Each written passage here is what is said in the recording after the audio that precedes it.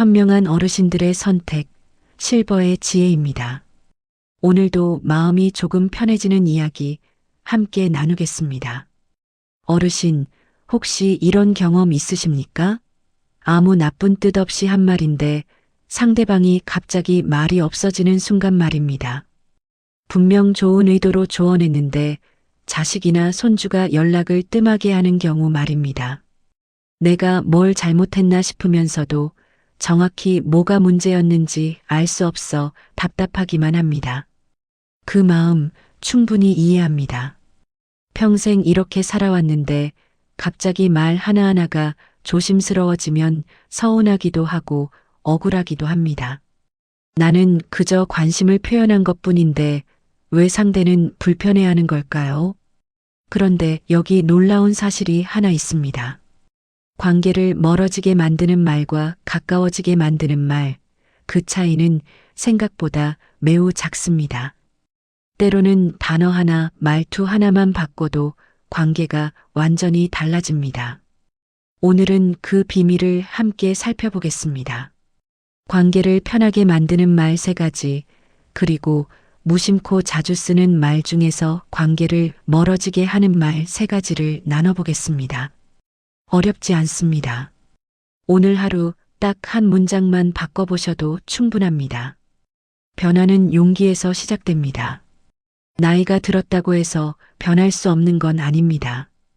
오히려 지금이야말로 평생 쌓아온 관계를 더 단단하게 만들 수 있는 시간입니다. 그럼 지금부터 시작하겠습니다. 오늘 주제가 마음에 드신다면 구독과 좋아요 눌러주세요. 여러분의 작은 응원이 더 솔직하고 진심 어린 이야기를 나누는 힘이 됩니다. 관계를 편하게 하는 말, 그 첫 번째, 평가하지 않아도 마음이 전해질 때. 66살의 정미경 씨의 남편은 유난히 말이 없는 성격을 가지고 있습니다. 결혼하기 전부터 남편은 평생 말이 없는 사람이었습니다. 감정 표현도 서툴렀습니다. 알면서도 결혼하고 지금까지 살고 있지만 정 씨는 늘 서운했습니다. 그런데 얼마 전 정 씨가 감기에 걸렸습니다. 며칠 동안 몸살로 누워 있었습니다. 남편은 말없이 죽을 끓여주고 약을 챙겨주었습니다. 그리고 정 씨가 조금 나아지자 남편이 처음으로 이렇게 말했습니다. 다행이야. 당신이 건강하니까 이제야 나도 편하네요. 당신 덕분이에요. 정 씨는 그 말을 듣고 울컥했습니다. 평생 들어보지 못한 말이었습니다. 남편이 자신을 고맙게 여기고 있었다는 걸 그제야 알았습니다. 당신 덕분이에요라는 말 들어보셨습니까? 혹은 직접 해보신 적 있으십니까? 이 말은 짧지만 엄청난 힘을 가지고 있습니다. 상대의 존재 자체를 인정하는 말이기 때문입니다. 우리는 보통 평가를 하며 살아갑니다. 잘했어, 훌륭해, 대단해라고 말합니다. 이 말들도 좋은 말입니다. 하지만 평가에는 기준이 있습니다. 무언가를 해야 칭찬을 받습니다. 반면 당신 덕분이에요는 다릅니다. 무언가를 해서가 아니라 그 사람이 존재해서 고맙다는 뜻입니다. 그 사람이 곁에 있어서 내 삶이 나아졌다는 의미입니다. 하버드 대학교 심리학과에서 감사 표현에 관한 연구를 진행했습니다. 연구진은 부부 100쌍을 대상으로 실험했습니다. 한 그룹에게는 고마워요라고 말하게 했습니다. 다른 그룹에게는 당신 덕분이에요라고 말하게 했습니다. 6개월 뒤 결과를 분석했습니다.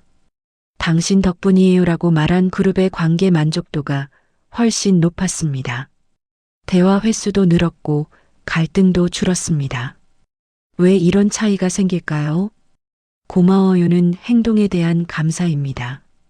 밥 해줘서 고마워, 청소해줘서 고마워처럼 구체적인 행동을 가리킵니다. 그런데 당신 덕분이에요는 존재에 대한 감사입니다. 당신이 있어서 내 삶이 행복해라는 의미입니다. 사람은 누구나 자신의 존재가 중요하다는 확인을 원합니다. 내가 누군가에게 의미 있는 사람이라는 걸 느끼고 싶어 합니다. 당신 덕분이에요는 바로 그 확인을 줍니다. 영국의 심리학자 존 볼비는 안정 애착 이론을 연구했습니다. 그는 이렇게 말했습니다. 사람은 자신이 타인에게 중요한 존재라고 느낄 때 비로소 안정감을 얻습니다. 당신 덕분이에요는 안정감을 주는 말입니다. 상대는 이 말을 듣고 생각합니다. 나는 이 사람에게 소중한 존재구나. 내가 있어서 이 사람의 삶이 나아지는구나. 또 다른 연구도 있습니다. 서울대학교 사회심리학과에서 진행한 조사입니다. 60대 이상 어르신들에게 가장 듣고 싶은 말이 무엇인지 물었습니다. 1위가 당신이 있어서 좋아요였습니다. 2위가 당신 덕분이에요였습니다. 나이가 들수록 사람은 자신의 쓸모를 걱정합니다. 나는 이제 쓸모없는 사람이 아닐까? 내가 있으나 없으나 상관없는 건 아닐까? 이런 생각이 자꾸 듭니다. 당신 덕분이에요는 바로 그 두려움을 녹여주는 말입니다. 정미경 씨는 그 뒤로 남편에게 자주 말하게 되었습니다. 당신 덕분에 내가 편안하게 살아요. 당신이 있어서 나는 든든해요. 남편도 점차 마음을 열기 시작했습니다. 둘의 대화가 늘었습니다. 50년을 함께 살았지만 이제야 진짜 가까워지는 것 같았습니다. 당신 덕분이에요는 어렵지 않습니다. 오늘 당장 해볼 수 있습니다. 배우자에게, 자녀에게, 손주에게 말해 보십시오. 당신 덕분에 내 인생이 행복해요. 당신이 있어서 나는 외롭지 않아요. 당신 덕분에 오늘도 웃을 수 있었어요. 평가하지 마십시오. 존재를 인정해 주십시오. 그것만으로도 상대는 힘을 얻습니다. 그리고 관계는 한 걸음 더 가까워집니다. 관계를 편하게 하는 말 두 번째, 상대의 말에 동의하지 않아도 관계는 지킬 수 있습니다. 73살의 한영수 씨는 오랜만에 찾아온 아들과 정치 얘기를 하다가 크게 다퉜습니다. 아들은 한 씨와 정치 성향이 완전히 달랐습니다. 한 씨는 자기 생각이 옳다고 확신했습니다. 그래서 아들을 설득하려 했습니다. 내 생각은 틀렸어. 현실을 모르는 소리야. 옛날부터 그래왔고 내가 더 오래 살았으니까 내가 맞아. 아들은 화를 냈습니다. 아버지는 항상 아버지 말만 옳다고 하시네요. 제 말은 들으려고도 안 하시잖아요. 그 뒤로 아들은 집에 거의 오지 않았습니다. 한 씨는 답답했습니다. 나는 아들을 위해서 바른 길을 알려준 건데 왜 화를 냈을까요? 그러던 어느 날 한 씨는 오랜 친구를 만났습니다. 친구도 비슷한 경험이 있었습니다. 친구는 이렇게 말했습니다. 나는 요즘 자식들한테 이렇게 말해. 아, 그래? 그렇게 생각할 수도 있구나. 물론 나도 내 자식 말에 무조건 동의는 안 하지만 인정은 해주는 거야. 아니, 사실 인정해주는 척 하는 거야. 그랬더니 애들이 이제는 좀 편하게 얘기하더라고. 한 씨는 처음엔 이해가 안 됐습니다. 동의하지 않는데 인정을 해준다는 게 무슨 뜻일까요? 하지만 친구의 말이 계속 마음에 걸렸습니다. 내 생각은 틀렸어는 상대의 생각 자체를 부정하는 말입니다. 상대는 자신이 공격당했다고 느낍니다. 그래서 방어하거나 반격하게 됩니다. 대화는 싸움이 됩니다. 반면 그렇게 느낄 수도 있겠네요는 다릅니다. 이 말은 동의가 아닙니다. 상대의 생각에 찬성한다는 뜻이 아닙니다. 다만 그 사람 입장에서는 그렇게 느낄 수 있다는 걸 인정하는 겁니다. 캐나다 토론토 대학교의 심리학자 에밀리 프로니는 관점 인정이라는 개념을 연구했습니다. 그녀는 이렇게 설명했습니다. 사람들이 원하는 건 상대방이 자기 생각에 동의하는 게 아닙니다. 자기 생각을 이해받는 겁니다. 그렇게 생각할 수도 있겠네요는 바로 이해를 표현하는 말입니다. 내가 동의하지 않더라도 상대의 관점을 존중한다는 뜻입니다. 이건 굉장히 중요합니다. 특히 가족관계에서 더 그렇습니다. 생각이 다른 건 문제가 아닙니다. 오히려 자연스러운 일입니다. 세대도 다르고 경험도 다르고 환경도 다릅니다. 당연히 생각이 다를 수 있습니다. 진짜 문제는 그 다름을 인정하지 않는 겁니다. 내가 옳고 너는 틀렸어라고 선을 긋는 겁니다. 그 순간 대화는 끝나고 관계는 멀어집니다. 한영수 씨는 일주일 뒤 아들에게 전화했습니다. 그리고 처음으로 이렇게 말했습니다. 아들아, 지난번에 내가 말을 잘못했다. 무조건 내가 맞고 내 생각은 틀렸다고 했는데 그건 내가 잘못 생각한 거였어. 너는 뭐 내 나름대로 이유가 있었겠지. 아빠는 동의는 안 하지만 내 생각도 존중할게. 아들은 잠시 말이 없었습니다. 그리고 조용히 대답했습니다. 아버지, 저도 아버지 생각을 무시한 건 아니었어요. 그냥 제 생각도 들어주셨으면 했어요.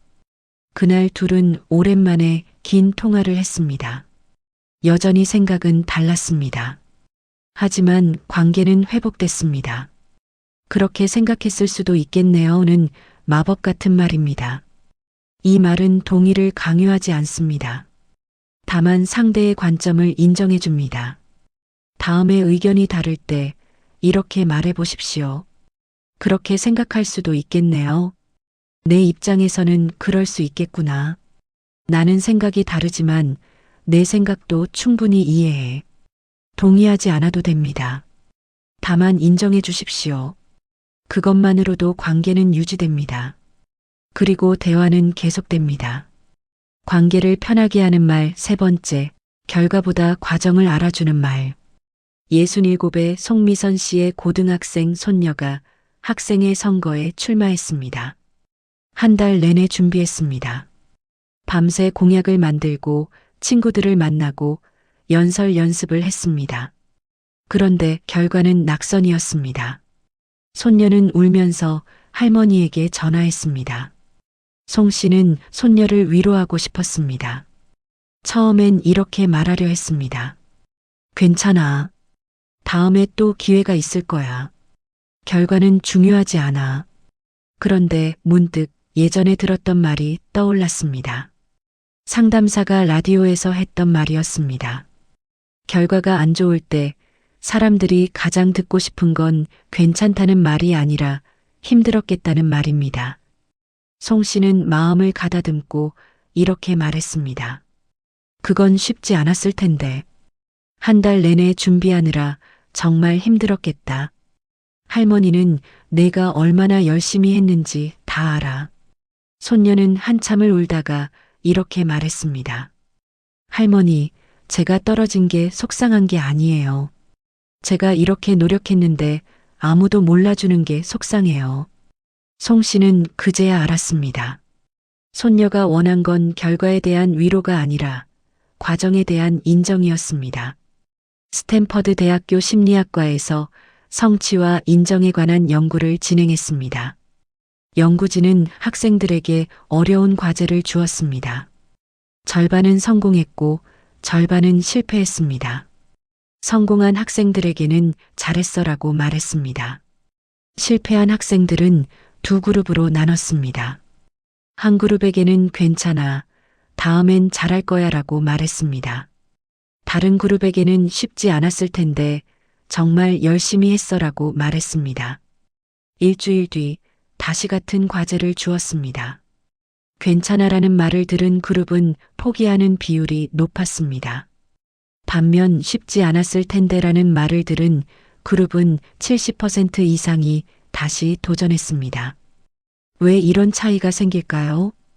괜찮아는 결과를 위로하는 말입니다. 하지만 실패한 사람에게 결과는 이미 괜찮지 않습니다. 그래서 이 말은 공허하게 들립니다. 반면 쉽지 않았을 텐데는 과정을 인정하는 말입니다. 결과는 안 좋았지만 그 사람이 노력한 과정은 진짜였다는 걸 인정해 주는 겁니다. 이 말을 들으면 사람들은 내 노력이 헛되지 않았구나라고 느낍니다. 한국교육심리학회에서 실시한 조사가 있습니다. 중고등학생과 대학생 1000명에게 물었습니다. 시험에서 떨어졌을 때 가장 듣고 싶은 말은 무엇입니까? 1위는 넌 충분히 잘했어였습니다. 2위는 쉽지 않았을 텐데였습니다. 3위가 괜찮아.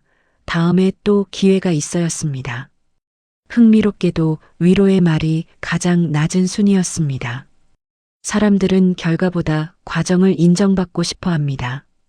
특히 실패했을 때 더 그렇습니다. 결과는 이미 나빴으니까요.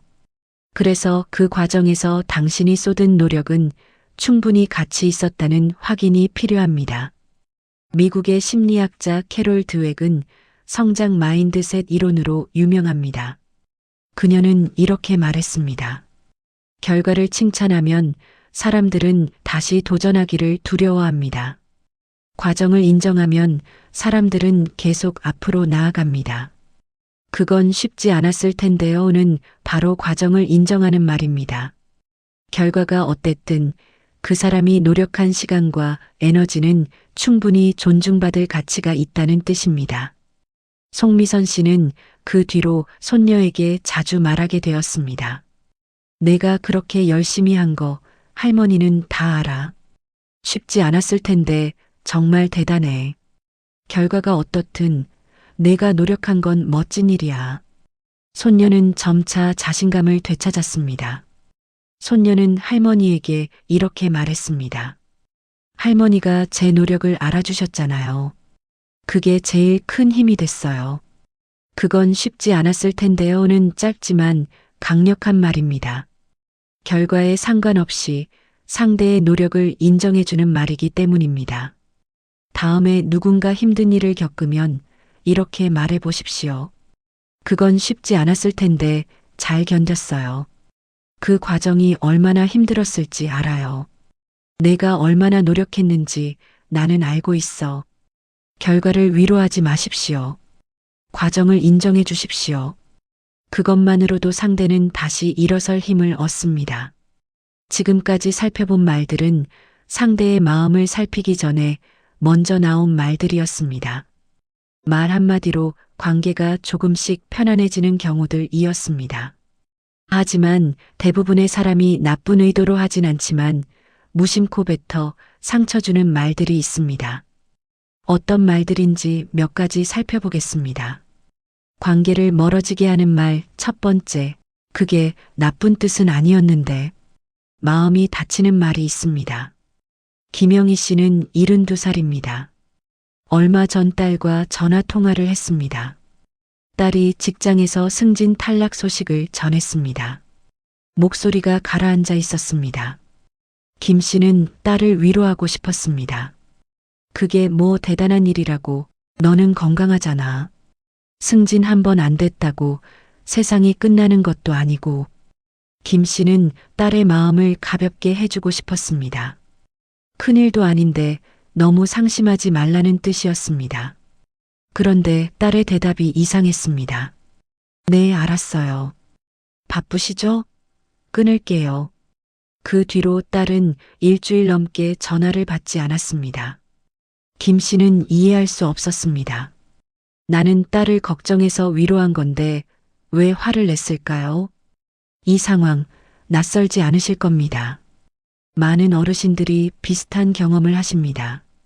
상대의 고민을 들으면 자연스럽게 그 정도는 별일 아니야라고 말하게 됩니다. 실제로 별일이 아니라고 생각하기 때문입니다. 평생 더 큰 어려움을 겪어오셨으니까요. 그런데 여기에 함정이 있습니다. 그게 뭐 대단한 일이야라는 말은 듣는 사람에게 전혀 다르게 들립니다. 상대는 이렇게 받아들입니다. 내 감정은 중요하지 않아. 내가 예민한 거야. 이런 걸로 속상해하면 안 되는 거야.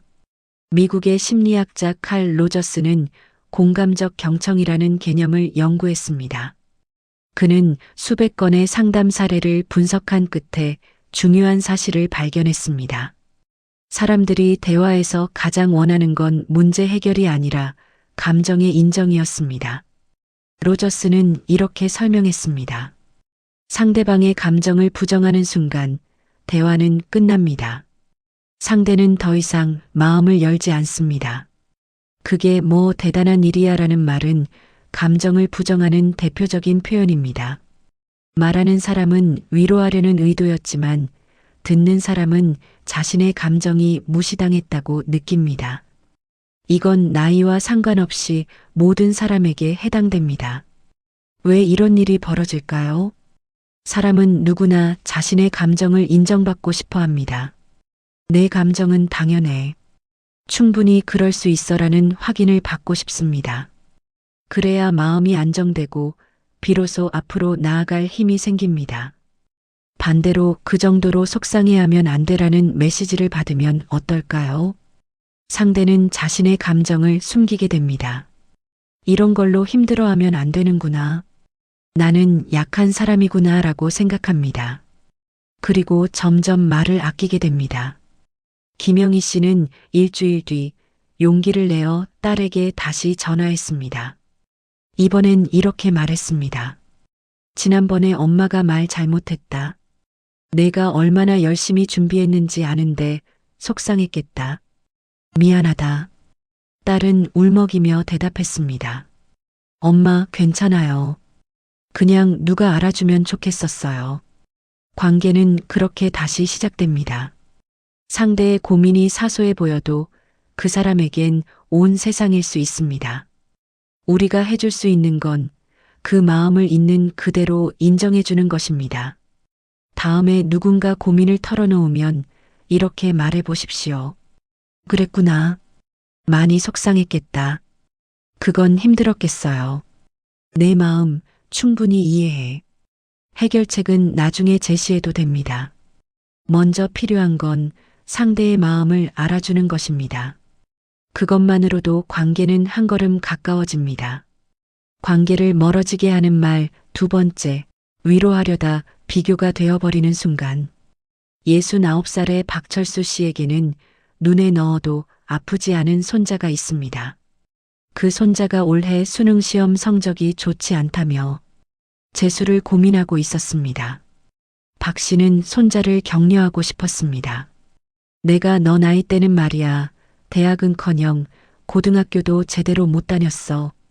그래도 이렇게 살았잖아. 너는 훨씬 나아. 재수 한 번쯤이야. 박 씨는 손자에게 용기를 주고 싶었습니다. 자신의 어려웠던 과거를 들려주면 손자가 힘을 얻을 거라 생각했습니다. 그런데 손자의 표정이 굳었습니다.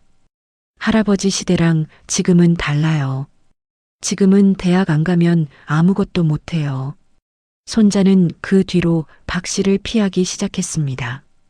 옆집에 살지만 식사할 때만 가끔 들리고 마주치더라도 인사만 하고 자기 말 없이 식사만 했습니다. 박 씨는 서운했습니다. 나는 손자를 위로했을 뿐인데 왜 이렇게 됐을까요? 내가 너 나이 때는 마리아라는 표현 많이 쓰십니까? 일명 라떼는 마리아라는 말, 이 말은 우리 세대가 가장 자주 쓰는 표현 중 하나입니다. 과거의 경험을 나누면서 지혜를 전하고 싶은 마음입니다. 실제로 우리는 더 어려운 환경에서 자랐습니다. 그래서 자연스럽게 비교하게 됩니다. 그런데 이 말은 듣는 사람에게 전혀 다르게 들립니다. 너의 어려움은 내 것만큼 크지 않아. 내가 더 힘들었어.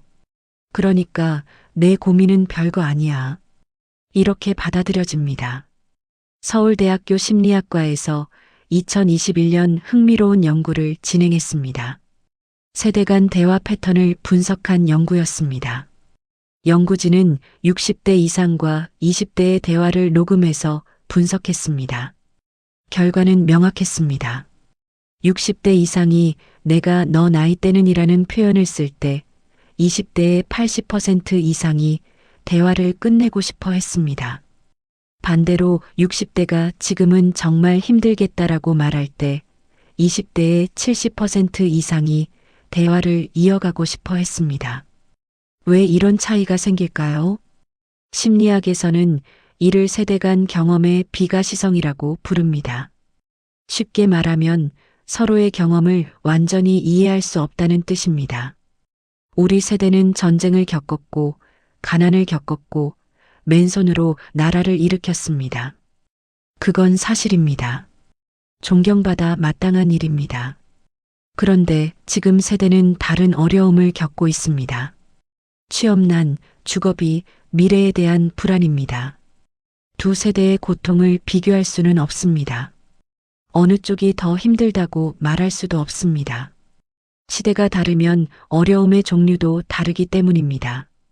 내가 너 나이 때는이라는 말은 자신의 경험을 기준으로 삼는 표현입니다. 상대의 현재는 무시되고 나의 과거만 부각됩니다. 이건 비교가 됩니다. 그리고 비교는 언제나 한쪽을 작게 만듭니다. 미국 예일 대학교의 심리학 교수 존 베르그는 20년간 세대 간 소통을 연구하며 깨달은 것이 있다고 합니다. 그는 이렇게 말했습니다. 과거 경험을 나누는 건 좋습니다. 하지만 그 경험으로 상대의 현재를 평가하면 대화는 끝납니다. 박철수 씨는 한 달 뒤 손자에게 편지를 썼습니다. 문자가 아니라 손편지였습니다. 철이야. 할아버지가 미안하다. 내가 얼마나 힘들지 사실 잘 모르겠다. 할아버지 때와는 세상이 많이 다르니까. 그래도 한 가지는 알아. 너는 정말 열심히 살고 있다는 거. 할아버지는 그게 자랑스럽다. 재수하든 다른 길을 가든 할아버지는 내 편이야. 손자는 그 편지를 읽고 울었다고 합니다. 그리고 할아버지 방에 찾아가서 처음으로 자기 마음을 제대로 털어놓았습니다. 과거의 경험은 소중합니다. 하지만 그 경험으로 현재를 재단하면 안 됩니다. 상대의 어려움은 그 시대 안에서 충분히 무겁고 진지합니다. 다음에 누군가 고민을 나누면 이렇게 말해 보십시오. 지금은 정말 힘든 시대인 것 같구나. 내 마음 충분히 이해해. 내가 너의 입장이면 나도 힘들었을 거야. 비교하지 마십시오. 인정해 주십시오. 그것만으로도 상대는 힘을 얻습니다. 관계를 멀어지게 하는 말 세 번째, 상대의 마음을 조용히 닫아버리는 한마디. 이순자 씨는 70살입니다. 아들과 며느리 내외와 함께 살고 있습니다. 어느 날 며느리가 조심스럽게 말했습니다. 어머님, 제가 좀 예민한 건지 모르겠는데요. 제가 요리할 때 옆에서 계속 지켜보시면 조금 부담스러워요. 이 씨는 당황했습니다. 자신은 며느리를 도와주려고 지켜본 것 뿐이었습니다. 그래서 이렇게 대답했습니다. 그건 내가 예민한 거야. 나는 도와주려고 본 건데 뭐가 부담스럽다는 거야. 다른 집 며느리들은 시어머니가 옆에 있으면 오히려 좋아한다던데. 며느리는 네, 알겠습니다라고만 했습니다. 그 뒤로 며느리는 부엌에서 일할 때 문을 닫기 시작했습니다. 이 씨와 눈도 잘 마주치지 않았습니다. 이 씨는 억울했습니다. 나는 잘못한 게 없는데 며느리만 민감하게 구는 것 같았습니다. 그건 내가 예민한 거야라는 말 들어보셨습니까? 아니면 이런 표현은 어떻습니까? 너무 민감하게 받아들이는 거 아니야? 혹은 다른 사람들은 아무렇지도 않게 받아들이던데? 이 말들은 모두 같은 메시지를 담고 있습니다. 문제는 상황이 아니라 너야. 내 감정이 틀렸어. 내가 고쳐야 해. 미국 정신의학회에서 감정 무효화라는 개념을 연구했습니다. 감정 무효화란 상대의 감정을 틀렸다고 단정하는 행동을 말합니다. 내가 예민한 거야라는 말이 대표적인 예입니다. 연구 결과는 충격적이었습니다. 감정 무효화를 반복적으로 경험한 사람들은 자신의 감정을 신뢰하지 못하게 됩니다. 내 감정이 틀린 걸까? 내가 이상한 걸까? 라고 자꾸 의심하게 됩니다. 그리고 점차 감정 표현을 멈춥니다. 한국상담심리학회에서 진행한 조사도 비슷한 결과를 보여줍니다. 내가 예민한 거야라는 말을 들은 사람의 90% 이상이 더 이상 속마음을 나누고 싶지 않다고 답했습니다. 그만큼 이 말은 관계를 빠르게 멀어지게 만듭니다. 왜 이런 일이 벌어질까요? 사람은 누구나 자신의 감정이 존중받기를 원합니다. 기쁨이든 슬픔이든 분노든 그 감정은 그 사람에게 진짜입니다. 이유가 있어서 생긴 감정입니다.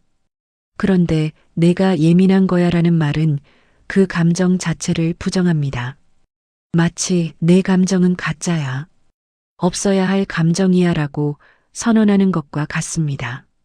상대는 자신이 부정당했다고 느낍니다. 더 큰 문제는 이 말이 방어 기제로 나온다는 점입니다. 상대가 불편함을 표현하면 우리는 불안해집니다. 내가 뭘 잘못했나? 내가 나쁜 사람인가? 이런 불안을 피하려고 내가 예민한 거야라고 말하게 됩니다. 상대의 문제로 만들어버리는 겁니다. 타인의 고통을 진지하게 받아들이는 것, 그것이 진정한 관심입니다. 상대가 이게 불편해요라고 말했다면 그건 그 사람에게 진짜 불편한 겁니다. 다른 사람이 어떻게 느끼는지는 중요하지 않습니다. 지금 내 앞에 있는 이 사람이 불편하다고 말하고 있습니다. 이순자 씨는 며칠을 고민했습니다. 그리고 며느리에게 다시 말을 건넸습니다. 얘야, 지난번에 엄마가 말 잘못했다. 내가 불편하다고 했는데 엄마가 그걸 무시했구나. 미안하다. 앞으로는 부엌에서 내가 편하게 할 수 있도록 나는 거실에 있을게. 며느리는 그제야 웃으며 대답했습니다. 아니에요, 어머님. 그냥 가끔만 그러시면 돼요. 어머님도 편하게 계세요. 관계는 그렇게 회복됩니다. 상대의 감정을 인정해주는 것, 그게 전부입니다. 다음에 누군가 불편함을 표현하면 이렇게 말해 보십시오. 그랬구나. 내가 미처 몰랐네. 내가 그렇게 느꼈다면 그게 맞는 거야. 불편하게 해서 미안해. 상대의 감정을 틀렸다고 하지 마십시오. 다만 인정해 주십시오. 그것만으로도 관계는 조금씩 가까워집니다. 오늘 우리는 6가지 말을 살펴봤습니다. 관계를 편하게 만드는 말 3가지, 관계를 멀어지게 하는 말 3가지였습니다. 먼저 관계를 편하게 만드는 말들입니다. 첫째, 당신 덕분이에요라는 말입니다. 이 말은 상대의 존재 자체를 인정합니다. 듣는 사람은 자신이 소중한 존재라고 느낍니다. 둘째, 그렇게 생각할 수도 있겠네요 라는 말입니다. 이 말은 동의하지 않아도 상대를 존중합니다. 의견은 다르지만 관계는 유지됩니다. 셋째, 쉽지 않았을 텐데 수고했어 라는 말입니다. 이 말은 결과가 아닌 과정을 인정합니다. 상대는 자신의 노력이 헛되지 않았다고 느낍니다. 이 3가지 말의 공통점은 무엇일까요? 모두 상대를 있는 그대로 인정한다는 점입니다. 평가하지 않고 비교하지 않고 부정하지 않습니다. 다만 인정해 줍니다.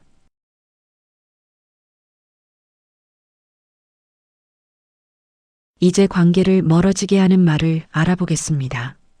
첫째, 그게 뭐 대단한 일이야 라는 말입니다. 이 말은 상대의 감정을 부정합니다. 듣는 사람은 자신의 마음이 무시당했다고 느낍니다. 둘째, 내가 너 나이 때는 말이야 라는 말입니다. 이 말은 과거와 현재를 비교합니다. 상대는 자신의 어려움이 작아 보인다고 느낍니다. 셋째, 그건 내가 예민한 거야 라는 말입니다. 이 말은 상대의 감정을 틀렸다고 단정합니다. 상대는 자신이 문제라고 느끼게 됩니다. 이 3가지 말의 공통점은 무엇일까요? 모두 상대의 감정과 경험을 부정한다는 점입니다. 나쁜 의도는 아니었습니다. 하지만 결과적으로 상대를 멀어지게 만듭니다.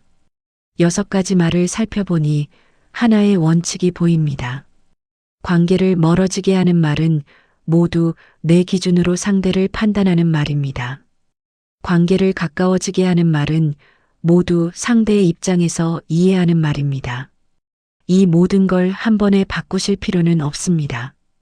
완벽하게 하실 필요도 없습니다. 오늘부터 딱 한 문장만 바꿔보십시오. 누군가 고민을 털어놓으면 그게 뭐 대단한 일이야. 대신 많이 속상했겠다라고 말해보십시오. 과거를 꺼내고 싶으면 내가 너 나이 때는 대신 지금은 정말 힘든 시대구나라고 말해보십시오. 상대가 불편함을 표현하면 내가 예민한 거야 대신 내가 그렇게 느꼈다면 그게 맞는 거야 라고 말해보십시오. 그리고 가끔은 상대에게 이렇게 말해보십시오. 당신 덕분이에요. 그렇게 느낄 수도 있겠네요. 그건 쉽지 않았을 텐데요. 말 한마디 바꾸는 건 어렵지 않습니다. 하지만 그 한마디가 관계를 바꿉니다. 서먹했던 관계가 조금씩 가까워집니다. 단절됐던 대화가 다시 시작됩니다. 나이가 들었다고 해서 변할 수 없는 건 아닙니다. 오히려 지금이 가장 좋은 시기입니다. 평생 쌓아온 관계를 더 단단하게 만들 수 있는 시간입니다. 그리고 그 시작은 말 한마디를 바꾸는 것입니다. 상대의 마음을 살피는 말, 상대를 인정하는 말, 상대를 존중하는 말. 그 말들이 쌓이면 관계는 저절로 좋아집니다. 오늘부터 시작해 보십시오.